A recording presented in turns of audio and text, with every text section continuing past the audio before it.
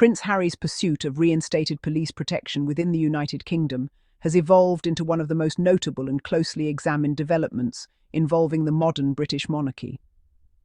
What began as an administrative and procedural alteration has transformed into a prolonged legal, emotional, institutional, and public matter, touching upon issues of personal safety, public responsibility, national security policy, legal fairness, heritage, identity, and the evolving nature of the royal institution in the 21st century.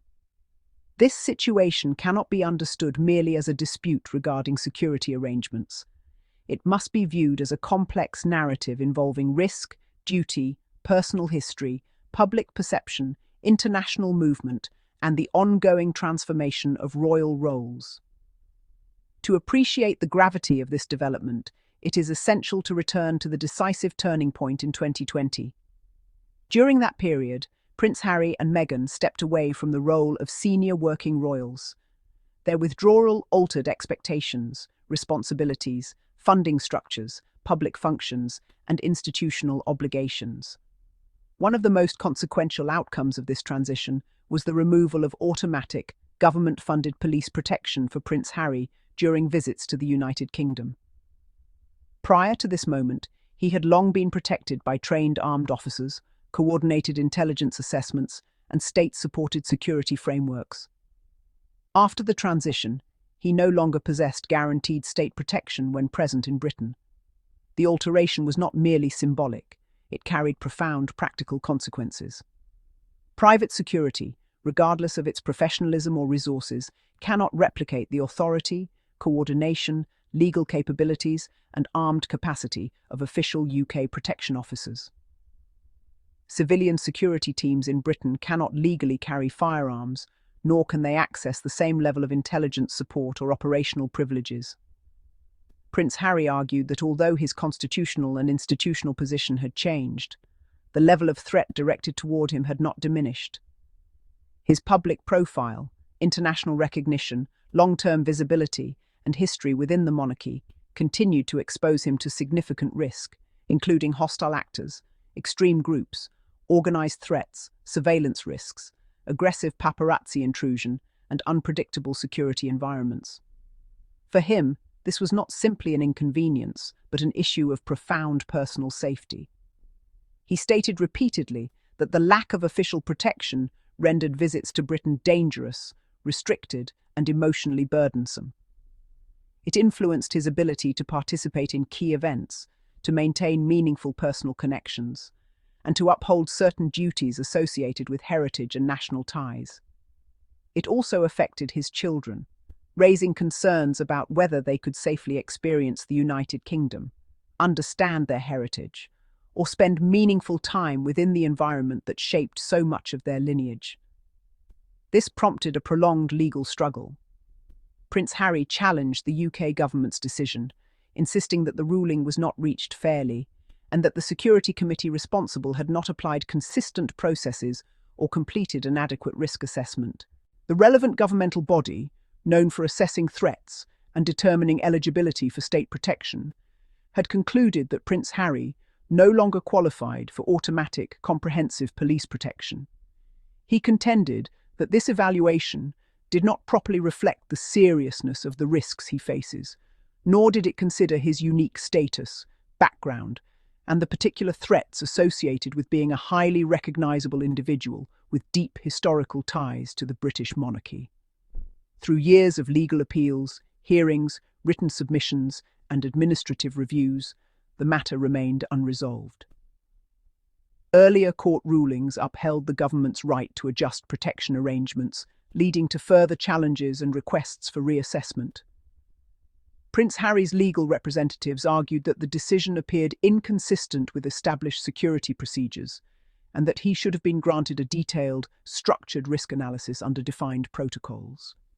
The dispute extended from courtrooms to public discussion, becoming a widely debated question about who deserves taxpayer-funded protection, under what circumstances, and according to which ethical and legal principles. After years of uncertainty, the situation reached a notable turning point. Recent developments indicate that Prince Harry is expected to receive reinstated armed police protection during visits to the United Kingdom. This is not merely a bureaucratic adjustment, but a potential shift in institutional recognition of the continued threat landscape he faces. Reports suggest that a new assessment has acknowledged that Prince Harry satisfies the recognised criteria for state-supported protection. This recognition signifies that his security concerns are legitimate, ongoing, and cannot be dismissed based solely on changes to his formal royal role. This anticipated reinstatement carries significant emotional and practical implications. It represents validation of his long-standing concerns and acknowledges that the threats directed toward him extend beyond public controversy or royal politics. It could mark the beginning of restored confidence and greater ease of movement within Britain.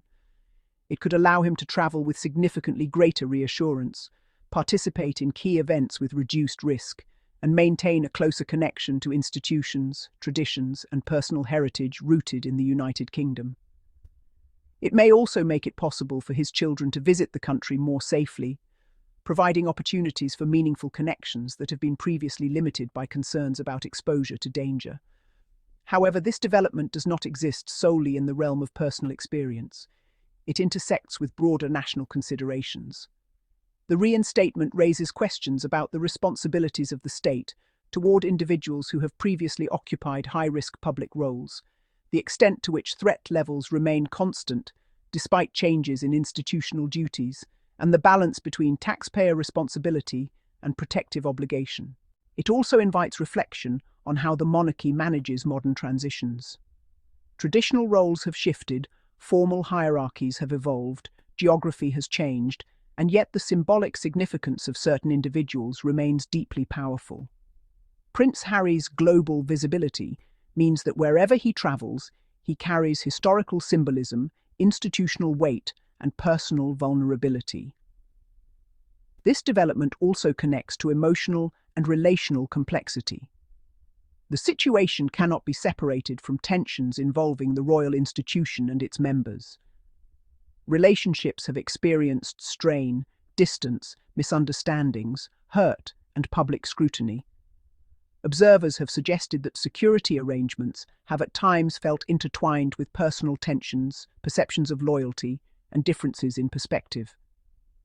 Prince Harry has expressed that the removal of protection created profound emotional weight, not only because of risk, but because of what it seemed to represent in terms of institutional regard, personal belonging, and perceived respect.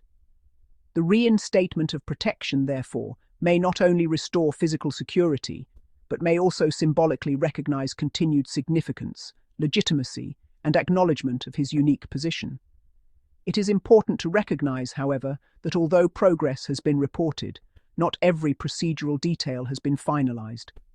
Some commentary emphasizes caution, suggesting that although a favorable outcome appears likely, complete implementation will depend on final administrative processes and confirmed governmental agreements. Furthermore, even if security arrangements become stable and clearly defined, this does not instantly resolve broader emotional or institutional complexities.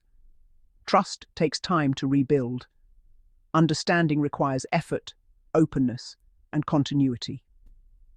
Historical experiences, public disclosures, disagreements, and differing interpretations of events have shaped perceptions on all sides.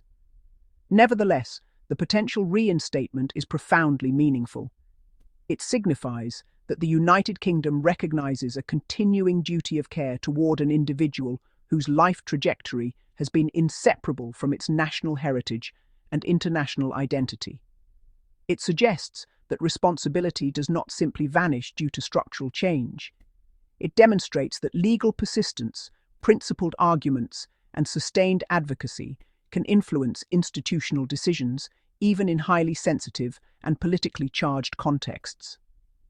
Moreover, this development highlights the enduring significance of security in an unpredictable modern world. Public figures face threats that evolve constantly. Exposure, controversy, and symbolic power can invite hostility from a wide range of sources. State protection is not merely a privilege, it is a structured response to proven risk. For Prince Harry, reinstated protection affirms that his safety cannot be left to incomplete arrangements or private resources that lack governmental authority. This situation also serves as a reflection on heritage, belonging, and identity. Although Prince Harry now resides primarily outside the United Kingdom, the country remains deeply embedded in his life history. It is the place of his birth, upbringing, public service, military contributions, and personal transformation. It is where he experienced profound personal loss and shaped his outlook on duty, responsibility, and emotional resilience. Ensuring the possibility of safe presence in Britain is therefore not just a technical security issue, it is a question of ensuring continued access to the origins of his life story and the environment that shaped his sense of purpose. Throughout this journey, public reaction has been divided. Some believe state-funded protection should be reserved strictly for those performing official duties. Others argue that threat assessment must be based on risk rather than role title. Some observers see the dispute as symbolic of broader tensions between tradition and modern independence. Others view it as a matter of fairness, safety, and ethical responsibility. The debate illustrates how deeply intertwined monarchy, public opinion, law, and personal experience have become in contemporary society. Yet beneath policy, publicity, and politics lies a simple truth. This is ultimately about ensuring that a human being who faces credible danger can travel safely within the country intimately tied to his existence. That principle resonates beyond institutions. It speaks to dignity, security, and fundamental duty of care. As the process moves forward, the anticipated reinstatement of police protection represents not only administrative progress, but also a potentially stabilizing moment. It suggests the possibility of renewed movement, restored presence, and expanded opportunity. It may encourage more meaningful engagement with Britain in the future. It may, over time, help create conditions for improved personal connections, greater understanding, and reduced emotional barriers. While security itself cannot heal emotional wounds, it can remove a major obstacle that has prevented natural interaction, travel, and presence. In conclusion, Prince Harry's pursuit of restored UK police protection stands as an intricate narrative of legal persistence, personal vulnerability, institutional responsibility, national policy, emotional complexity, and evolving royal identity. It reveals how deeply security, heritage, and public duty intersect. It demonstrates that risk does not disappear simply because titles shift or duties change. It highlights that individuals whose lives have been shaped within one of the world's oldest institutions still deserve serious safeguarding in an unpredictable world. If reinstatement proceeds as anticipated, it will mark a significant milestone not only for Prince Harry personally, but also for the ongoing evolution of the British monarchy and the state structures that support it. It will affirm that recognition, duty of care, and responsibility remain meaningful even amid change. And it will allow one of the most recognizable figures in modern royal history to return to the United Kingdom with greater assurance, dignity, and protection, opening the door to a future shaped not by restriction and danger, but by possibility, safety, and renewed presence.